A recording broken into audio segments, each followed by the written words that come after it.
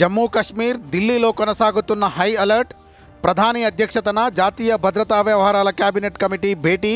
ఉగ్రవాదుల కోసం కొనసాగుతున్న గాలింపు చర్యలు.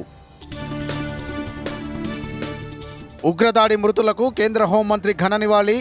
అన్ని విధాలా అండగా ఉంటామని బాధిత కుటుంబాలకు భరోసా. ఉగ్రదాడికి పాల్పడిన వారిని వదిలిపెట్టబోమని అమిత్ షా హెచ్చరిక. కశ్మీర్లో భద్రతపై త్రివిధ దళాధిపతులతో రక్షణ మంత్రి సమీక్ష. ఉగ్రవాద నిరోధక కార్యకలాపాలను ముమ్మరం చేయాలని రాజ్నాథ్ సింగ్ ఆదేశం. పహల్గాం ఉగ్రదాడిని ఖండించిన ప్రపంచ దేశాలు. భారతీయులకు అండగా ఉంటామన్న అమెరికా. ప్రశాంతంగా ముగిసిన ఎమ్మెల్సీ ఎన్నికల పోలింగ్.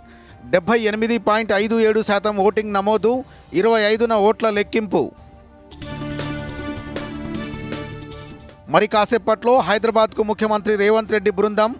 జపాన్ పర్యటనలో 12,062 కోట్ల విలువైన పెట్టుబడుల ఒప్పందాలు.